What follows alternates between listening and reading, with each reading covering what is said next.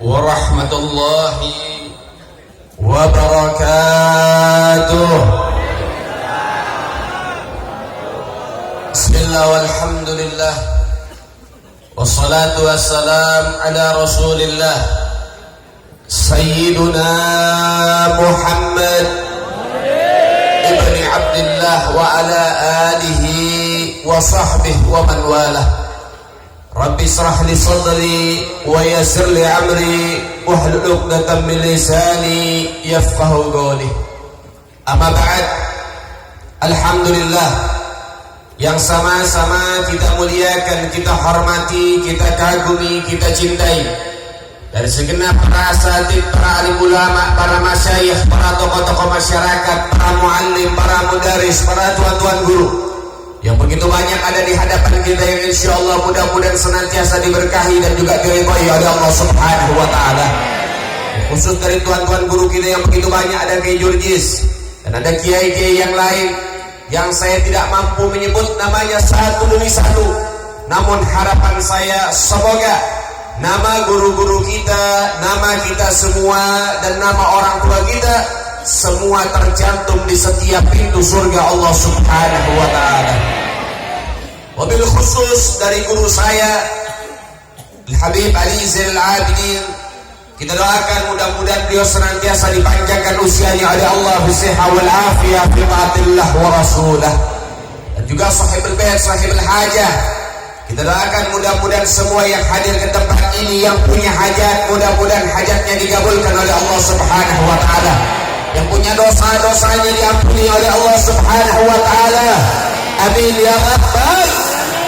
Alhamdulillah, segala puji bagi Allah, Tuhan yang Maha Esa, yang Maha Tunggal, yang Maha Kuasa.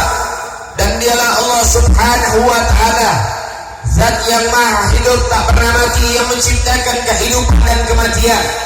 Dan dialah Allah Subhanahu wa taala, Zat yang memberikan hidayah kepada hamba-hamba yang dikehendakinya, wa yahdi man yasha. Dan dialah Allah Subhanahu wa taala, Zat yang Maha Kuasa, yang mampu merubah segala sesuatu. Ia katakan jadi, maka semua akan terjadi. Idza arada syai'an ayyakula lahu kun fayakun. Dan dialah Allah Subhanahu wa taala, Zat yang senantiasa memberikan kasih sayangnya kepada segenap para umat yang mengharap dan memelas kepada Allah Subhanahu wa taala. Selawat teriring salam terus kita berikan dan curahkan kepada hadratul Rasul, imamuna, qudwatuna, sayyiduna Muhammad, sayyiduna Muhammad sallallahu alaihi wasallam bi afdali salawat wa ta'zim.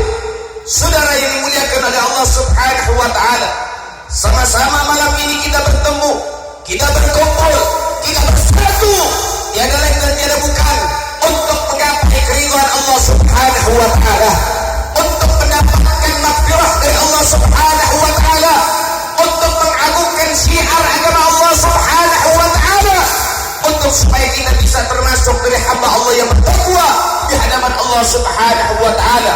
Wa man yu'azzim syairillah fa innaha min taqwal qulub. Siapa orang yang mengagungkan syiar-syiar agama Allah, maka itu termasuk kesempurnaan takwa di dalam hatinya. Sehingga dengan kitanya bersemangat mencari ilmu agama Allah, berkumpul di majelis-majelis yang semacam ini, bertemu dan berkumpul dengan para ulama, ini adalah salah satu lambang ketakwaan kita kepada Allah Subhanahu wa taala. Dengan harapan mudah-mudahan kita semua termasuk hamba-hamba Allah yang bertakwa di hadapan Allah Subhanahu wa taala. Kalau sudah kita bertakwa, apa yang kita peroleh sebab ketakwaan kita, ternyata Allah memberikan janjinya, tilkal jannatu nuridu min ibadina man kana taqiya. Itulah surga yang telah kami persiapkan, kami peruntukkan, kami sediakan untuk hamba-hamba kami yang bertakwa. Maka itulah daripada ketakwaan Allah Subhanahu wa taala. Takwa di dalam mentaati dan menjalani perintah dari Allah, takwa di dalam meninggalkan semua yang dilarang oleh Allah Subhanahu wa taala. Dan saudara yang dimuliakan oleh Allah Subhanahu wa taala, ketakwaan ini perlu kita tanamkan baik-baik, perlu kita pelihara baik-baik sehingga insya Allah kita hidup menjadi hamba Allah yang bertakwa, kita wafat menjadi hamba Allah yang bertakwa, dan insya Allah kita pun akan dikumpulkan bersama manusia paling bertakwa Sayyiduna Muhammad sallallahu alaihi wasallam. Saudara, ribuan daripada syukur kepada Allah kita ucapkan. Kenapa? Karena Allah masih memberikan kita kesempatan untuk bisa mencicipi bulan Muharram yang agung, bulan Muharram yang mulia, min ashhuril hurum, daripada bulan-bulan yang diagungkan oleh Allah Subhanahu wa taala. Sebagaimana Allah menyatakan di dalam firman-Nya, Bismillahirrahmanirrahim, inna iddatas syuhuri indallahi 12 syahran fi kitabillah yauma khalaqas samawati wal ardh minha arba'atul hurum ila akhiril ayat. Allah menyatakan sesungguhnya jumlah bilangan bulan di sisi Allah terdapat 12 bulan fi kitabillah, telah ditetapkan oleh Allah Subhanahu wa taala, sehingga mau hijriyah, mau masehi, mau samsiah, mau qamariyah, semuanya jumlahnya ada 12 bulan yang berlaku dalam perputaran masa. Karena itu telah ditetapkan oleh Allah Subhanahu wa taala. Kapan?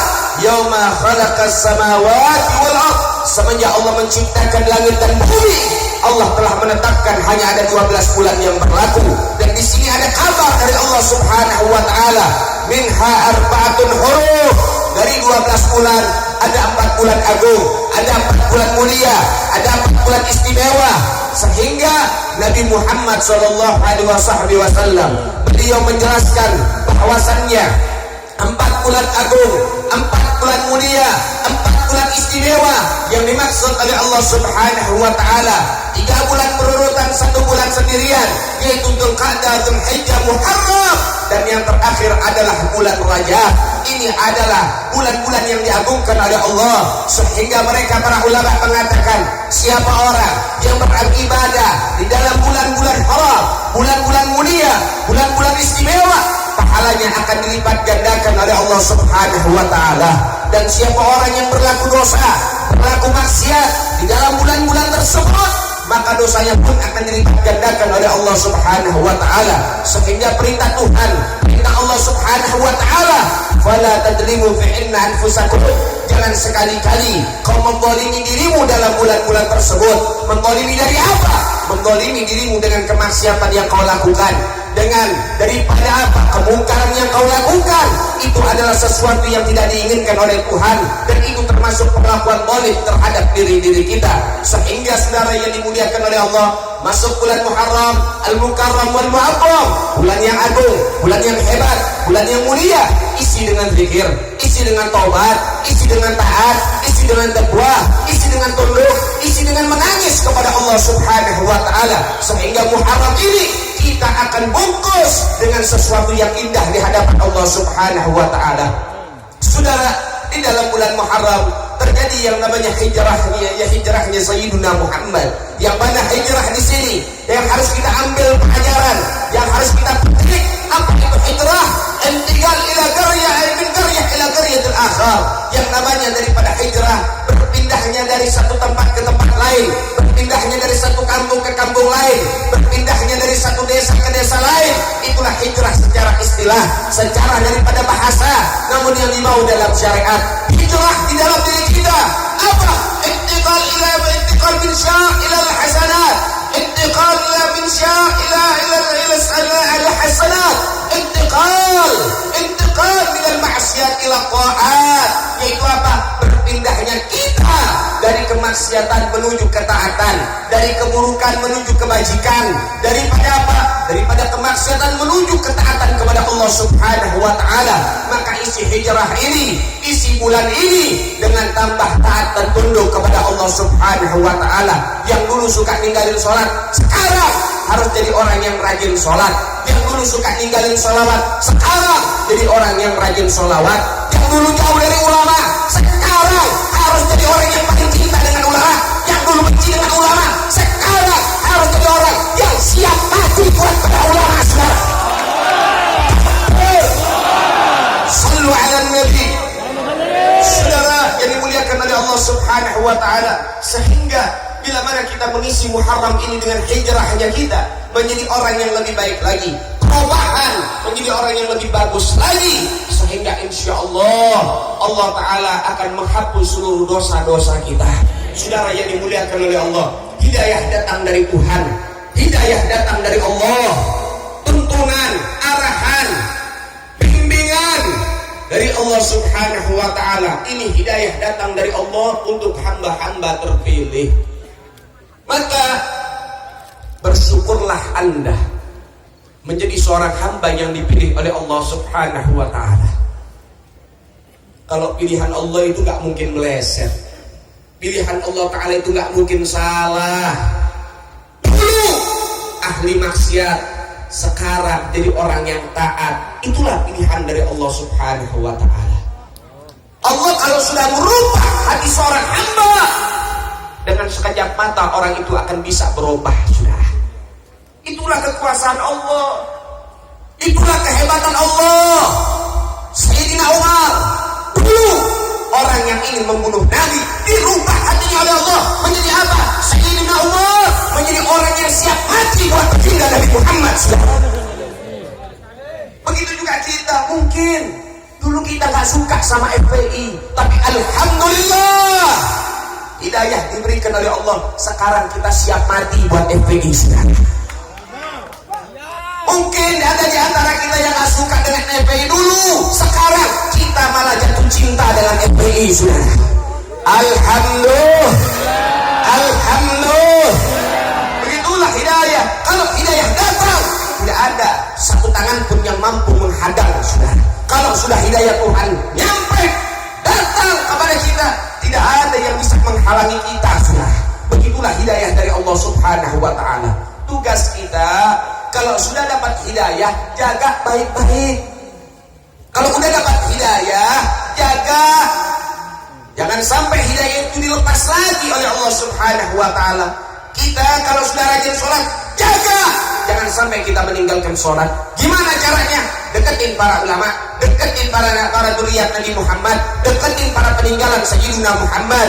Innal anbiya lam yuwarithu dinaran wa dirhaman, fa innahum yuwarithul ilma. Al ulama warasatul anbiya, man akramal ulama faqad akramallahu wa rasul. Sesungguhnya para nabi, para rasul yang ninggalin harta benda, yang ninggalin dinar dirham, tidak meninggalkan emas dan perak. Mereka para anbiya meninggalkan ilmu agama. Ilmu agama adalah peninggalan Sayyidina Muhammad. Sesungguhnya para ulama, mereka adalah peninggalan Rasulullah. Mereka penyambung lidahnya Rasulullah. Mereka penerus dakwahnya Rasulullah. Siapa yang memuliakan ulama, maka sungguh mereka juga telah memuliakan Allah. Begitu juga sebaliknya, siapa yang menghinakan ulama, maka sungguh mereka juga telah menghinakan Allah dan Rasul. Sehingga Allah mengatakan dalam hadis qudsi, man adzani waliyan faqad adzantuhu bil haram. Siapa orang yang gak suka dengan kekasihku, yang membenci kekasih-kekasihku. Siapa kekasih Allah? Humul ulama al-amilin. Mereka para ulama yang mengamalkan ilmunya, yang berdakwah di jalan Rasulnya. Mereka adalah wali-walinya Allah Subhanahu wa Ta'ala. Siapa orang yang benci dengan wali-waliku, sungguh mereka ikrar ngajak perang dengan Allah Subhanahu wa Ta'ala, saudara. Jadi gak main-main hadis qudsi ini, saudara. Allah bilang, yang gak suka sama ulama, yang benci sama ulama, berarti orang itu ngajak perang sama saya, kata Allah Subhanahu wa Ta'ala. Kalau perang sama Tuhan kira-kira bisa menang apa enggak, saudara? Ya mustahil bisa menang melawan Tuhan, saudara. Ini Allah yang punya kemauan, ini Allah yang punya firman. Terima tidak terima, ini firman Tuhanmu, saudara. Saudara yang dimuliakan oleh Allah Subhanahu wa Ta'ala. Namun harapan kita mudah-mudahan kita termasuk orang-orang yang cinta sama para ulama, saudara. Kita orang-orang yang takzim sama para ulama, orang-orang yang hormat sama ulama, orang-orang yang setia dengan perjuangan para ulama. Sehingga insya Allah mudah-mudahan kita termasuk orang-orang minal muhibbin, para pecinta-pecinta terus perjuangan Sayyiduna Muhammad, saudara. Dan perlu disampaikan juga di tempat ini masih mengenai peranan para ulama, saudara. Kalau kita bicara peranan para ulama, memang peranan para ulama tidak pernah bisa dilepaskan dari Indonesia. Ulama gak bisa dipisahkan dari Indonesia. Kiai tidak bisa dipisahkan dari Indonesia, habaib tidak bisa dipisahkan dari Indonesia, Islam tidak bisa dipisahkan dari Indonesia, saudara. Santri tidak bisa dipisahkan dari Indonesia, pesantren tidak bisa dipisahkan dari Indonesia, majelis taklim tidak bisa dipisahkan dari Indonesia. Kenapa? Karena keseluruhannya punya andil besar dalam kemerdekaan Indonesia, saudara. Punya andil besar, punya jasa besar.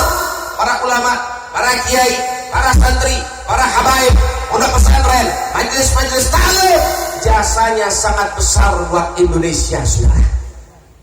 Baru-baru saja kita merayakan daripada kemerdekaan Indonesia.